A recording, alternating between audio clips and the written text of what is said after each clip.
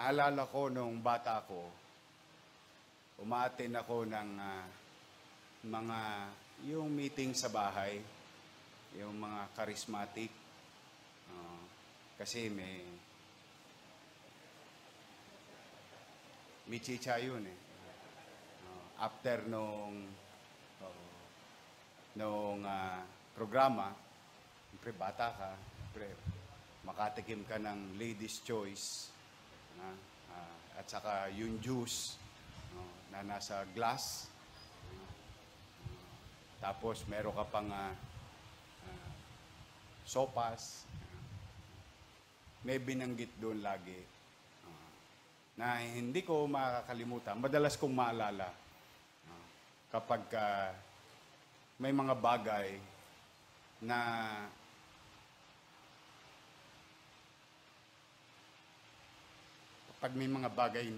kakaiba na magaganap sa buhay ng isang tao. May sinasabi doon yung this is the day that the Lord has made. Ewan ko kung naalala niyo kung umaattend kayo ng charismatic noong dekada 80. Noong 1998, pumasok ako sa gobyerno at a very young age. 23. Na ang tanging layunin ko ay makapagpabago ng buhay ng isang bata. Opo, literal. Sabi ko, isang bata man lamang tulad ko na pwedeng makaahon sa kanyang kinalalagyan. At maraming salamat sa mga taga-Tondo. Bagamat 23 anyos lang ako, binigyan ako ng pagkakataon ng mga taga-Tondo. Tapos, high school finish pa ako. Sabihin, hindi ako nakapag-aral. Pero ang tanging instrumentong pinangahawakan ko lang noon para maglingkod sa bayan ay yung aking dinanas noong ako'y bata pa, na ayaw kong danasin ng ibang tao. Ang kumain ka ng tira ng tao sa basurahan, ay siguro wala nang masasabing o wala nang maikukumpara sa salitang kalugmukan ng buhay. Dahil wala ka ng choice. Kundi mamatay ng dilatang mata o mamatay ng may hepa. Dahil yun lang ang choices mo sa buhay. At maraming pagkakataong hindi ka lang kumakain ng tira ng tao. Sa araw-araw ng pamumuhay mo bilang squatter, binabagabag ka kung yung bahay mo, galing ka sa eskwela, bilang bata, kung nakatirik pa pagbalik mo.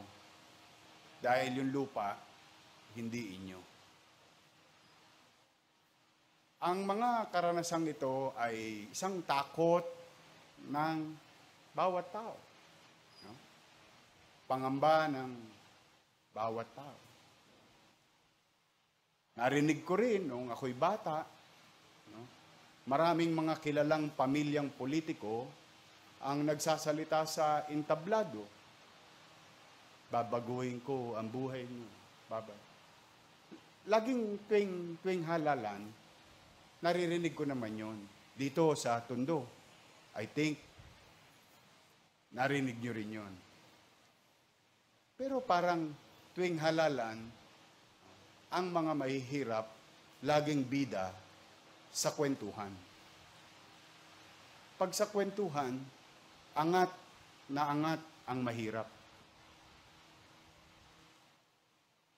Pero pagka panahon na ng oras ng paglilingkod, hindi naman natin matagpuan yung katotohanan sa likod ng mga salita ng mga kilalang pamilya na yaon.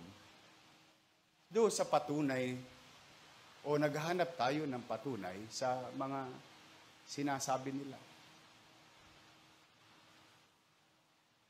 Ilan ang nariblak sa Parola, Tondo. Tinamaan ng kalsada, tinapon sa probinsya. Ilan ang natanggal sa Mabuhay Street.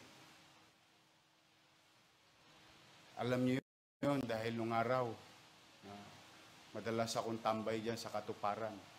Dahil marami akong kababata dyan. Dahil isang dire-diretso yan hanggang Saragosa, yung squatter area. Pag matatanong ninyo, nasaan na kaya yung mga kapitbahay ko? Nasaan na sila? Saan bundok kaya sila tinapon? Saan lugar kaya sila inilagay? Meron bang eskwelahan doon? Meron bang trabaho doon? Meron bang tubig doon? Meron ba kami masasakyan doon? Mga pangamba ng isang mahirap na pamilya na tuwing magkakaroon ng squatting o pagtatanggal ng bahay, yun ang laging agam-agam ng taong bayan. Kaya ang pagpapasalamat ko sa Diyos, ganun na lamang. Maraming mga salitaan, mga upi-opinion. Pero may kukumpara pa ba na kaya mong baguhin at ibalik ang dignidad sa pamumuhay ng isang tao sa Kanya? Pagka mamukat-mukat mo, ang daming kwento, ang daming salitaan, pero hindi naman nila alam yung tunay nating katayuan. Hindi nila alam, kayong mga taga-Katuparan, sa araw-araw ng Diyos, nananalangin tayo, wag sanang lumindol. Di naman nila alam yun eh. Na ngayong mga building na kinatatayuan ng bahay natin, yung mga building na kinalalagyan natin sa mahabang panahon, anytime pwede nang gumuho. Di naman nila alam yun. Nananalangin kayo na sana wag magkaroon ng aberya. Di naman nila alam yun. Alam lang nila kapag sila ay magsasalita o magkokomento. At lumalabas paghalalan. Pero sa buhay natin araw-araw, kayo, na yung parang imposible, posible pala. So tama ang Diyos. Nung sinasabi sa atin, manalig ka lang sa Kanya at huwag kang mawalan ng pag-asa. Darating din ang pag-asa. Gagaang din ang buhay.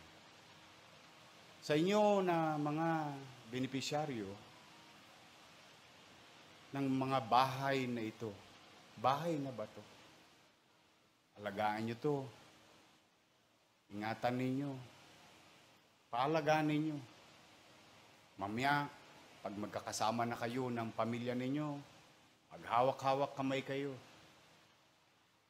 ng inyong pamilya at magdasal at magpasalamat sa Diyos. Ako,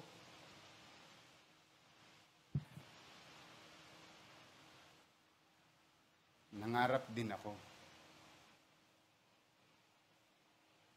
Tulad ng pangarap ninyo sa mga anak ninyo. Nangarap din ako ng sariling mauuwian.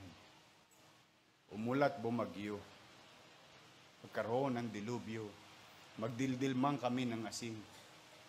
At least yung bahay ay amin. Yun ang pangarap ko. Naging mabuti ang Diyos sa akin. Naging mabuti sa akin ang mga tao sa lungsod ng Maynila. Bagamat sa murang edad, binigyan ninyo ako ng pagkakataong maglingkod.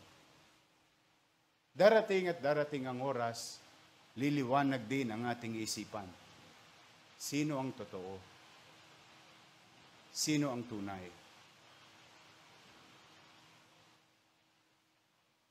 Kaya kayo na mga magulang, obligasyon natin sa ating mga anak na laging paglinawin ang kanilang kaisipan. Ang ating mga kakilala, ang ating mga kaibigan. Swerte kayo ngayon. Maswerte kayo ngayon. Pero paano ang iba?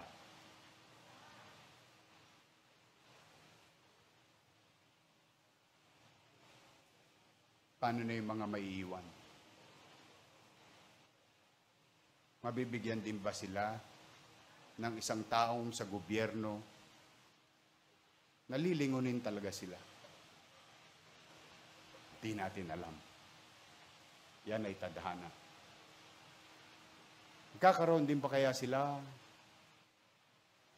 ng leader? Leader na totoo. Na totoong pagtutuunan ng pansin. We don't know yet. Pero, may awa ang Diyos. May awa ang Diyos.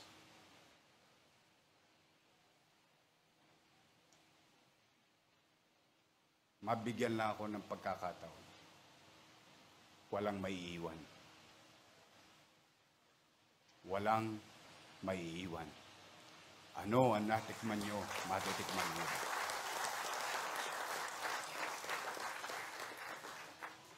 Nasabi ko na, ang dapat kong masabi, ang pangarap ko sa iba. Nung sinabi ko sa inyo, magtatatag ako ng ganito.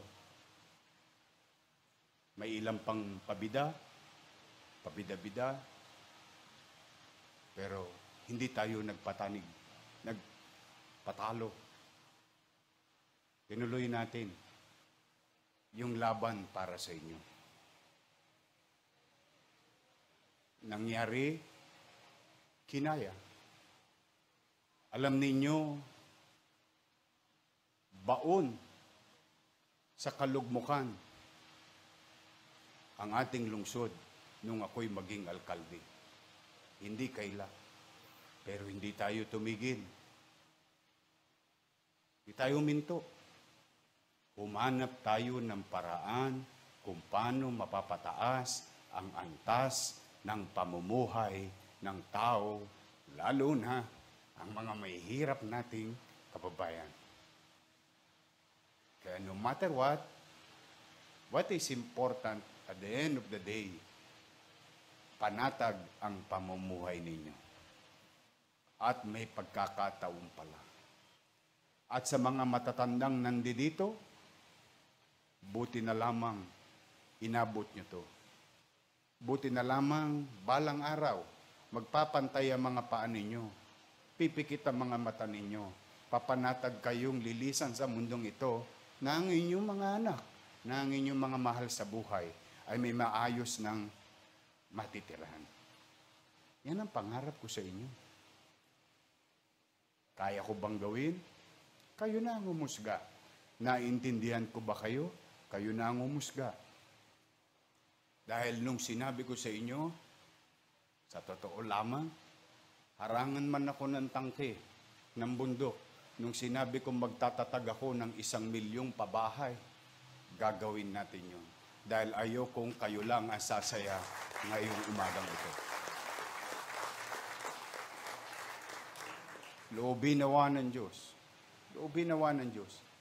Yang kinatitirikan ng building ninyo ay hindi pag-aari ng lokal na pamahalaan. Yan po ay national government. Yang katuparan. Pero kung nagawa dito, sa property, sa pag-aari ng lokal na pamahalaan, kaya nating gawin yan pagdating ng araw sa mga pag-aari ng national government. Nangyari dito, mangyayari dyan. Mangyayari kahit saan.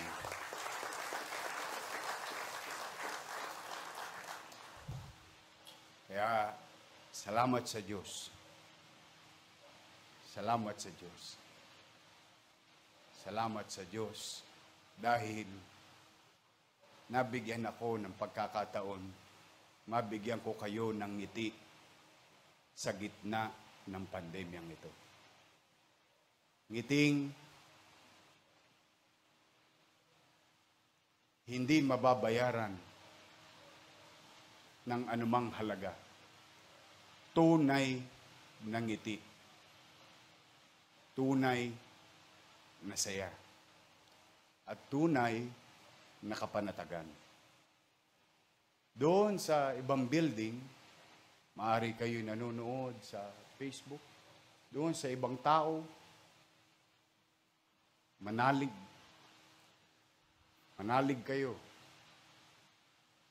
sa Panginoon Diyos. Mabigyan lang ako ng pagkakataon. Laging tao ang mauna. Hindi ang politiko, hindi ang partido. Mamamayan, lagi ang magiging gabay natin sa paglilingkod sa bayan. Ang araw na ito ay ipinakikita natin sa mundo na dito, sa isang sulok sa tundo, napatunayan na pwedeng bida ang tao. Napatunayan, pwede pala makinabang ng tunay ang tao. Yan, darating ang mga araw, darating sa buhay natin, darating ang mga oras na magmumuni-muni tayo. And I hope someday, somehow, paliwanagin nawa ng Diyos ang kaisipan ng bawat isa sa atin. So ngayong araw na ito, inaalay namin sa inyo ang hirap na ginawa ng mga construction worker na nagka-COVID pero hindi tumigil na itayo sa lalong madaling panahon. Katulad ng sinasabi ko sa inyo kanina, sa araw-araw na ginawa na ng Diyos, nangangamba kayo na baka lumindol, magiba ang katuparan ng inyong tahanan. Hindi sila tumigil. Palakpakan natin ang ating mga construction workers. Masaya ako para sa kanila. Maraming nawalan ng trabaho. Libo-libo. Libo-libo. Hindi po isa, hindi po 10, hindi po 100. Libo-libong mga mahihirap nating kababayan na itawid natin na makapaghanap buhay upang gawin ang inyong bahay. Hindi sila tumigil. Marami sa kanila nagkasakit. Kaya taus-puso ang aking pasasalamat sa ating mga construction workers na gumawa ng ating mga tahanan. Sa ating mga kapwa-kawani, mga konsehal, palakpakan natin sila. I owe it to them. At sa lahat pa ng bahagi ng ating pamahalaan. So muli sa inyong lahat, masayang-masaya ako para sa inyo. Totoo pala na ang laway ko nasasanla. At maraming salamat, pinanghawakan ninyo ang laway ko. Maraming salamat sa inyo, pinanghawakan ninyo ang salita ko.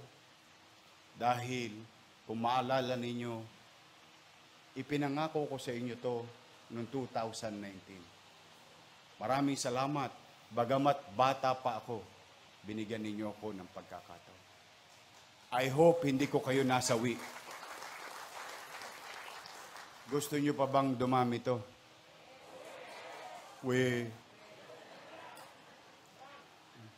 Gusto nyo bang dumami ito?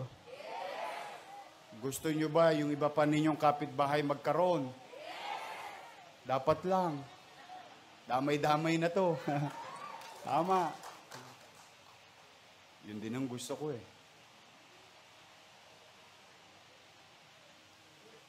Kung buhay lang nanay ko, hindi lang niya inabot eh. Basta masaya ako para sa inyong lahat. Ingatan ninyo ha. Pahalagaan ninyo. At least, hindi na kayo hihingalin. Nakakita. Squatter ka lang, may elevator ka pa.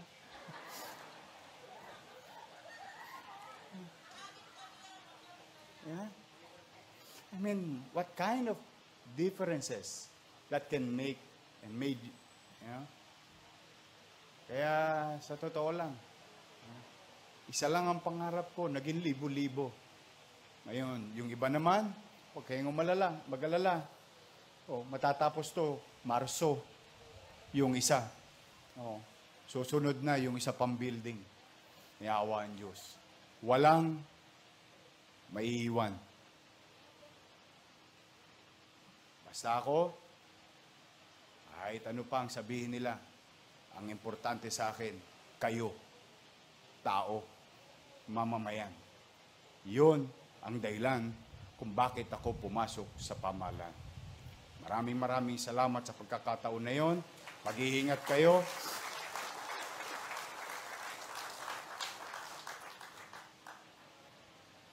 Magpasalamat kayo sa Diyos, ha?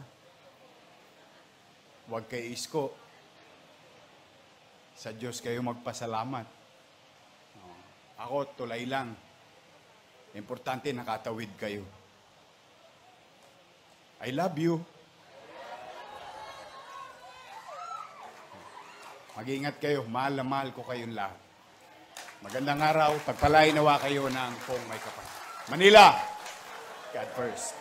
Maraming salamat po, Mayor Francisco Isko Moreno Dumagoso, sa inyo po makabuluhang mensahe. Muli, palakpakan naman po natin ang ating minamahal na alkalde. Sino bang mag-aakala na sa gitna ng pandemya, kayo po ay mabibigyan ng panibagong buhay at pag-asa. Yan po ay dahil sa layunin, pangarap at sipag ng ating pong minamahal na alkalde at vice-alkalde. Muli, saludo po kami sa inyo. Ngayon naman po, mga kasama sa pagkakataong ito, nais po naming tawagin ang kinatawan ng mga tatanggap ng Certificate of Unit Assignment ngayong umaga upang opisyal na tanggapin mula kay Yorme Isko Moreno ang certificate. Bigyan po natin ng masigabong palakpakan si Binibining Divine Grace Macapagal.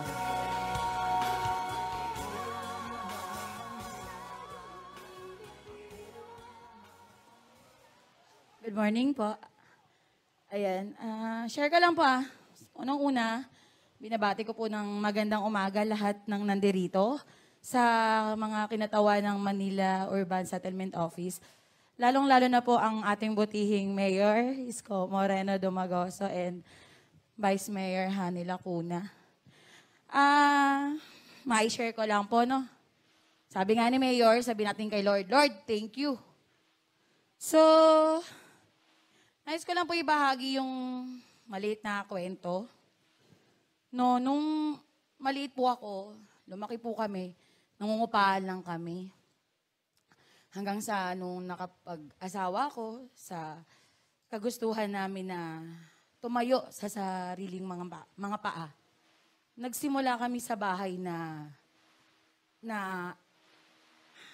ang haligi namin ay 2x2 lang. Doon kami nagsimula. Pero okay lang yun. Kasama sa buhay yun. Tapos, swerte mo pa nga kung may lababo ka eh. Ganun. Swerte talaga yun. Tapos pag umuulan, nagkakatinginan kaming mag-asawa kasi nag-uunahan kaming maglagay ng mga labahan sa mga tulo ng bubong. Tapos pag hintayin mo na namin tumila yan. Pag tumila na siya, magtitingin na kami mag-asawa, sasabihin ng asawa ko, okay lang yan. Importante, ligtas tayo. Kaya pag nakakita ko ng mga magagandang bahay, napapaisip ako, sabi ko, sana may ganyan din ako. Sana balang araw. Kaya sabi ko, magsisipag ako. Tapos isang araw, nag-post ang Manila Urban Settlement Office tungkol po sa pabahay. Nataranta ako. Email agad ako, tapos gumawa rin ako ng letter, pasa sa City Hall. Lahat ng pamamaraan na pwedeng gawin, ginawa ko. Tapos, isang araw, dumating yung August 7 yata yun, nagla-live si Mayor. Sabi ko, oy, may mga may mga mukhang may napili na. Nawalan na ako ng pag-asa, hindi ko na pinagpatuloy panonood ng live. Maya-maya, nagbabanggit na si Mayor ng mga pangalan. Nood lang ako, pero sabi ko, hindi na ako aasa kasi masakit. Para kang niligawan, tapos hindi ka naman pinagpatuloy ligawan, parang gano'n. Tapos maya-maya binanggit, sabi ni Mayor, ganito. Yan yung papel. Ganun yung pagka-announce niya. Sabi niya palang na parang nahihirapan siyang spelling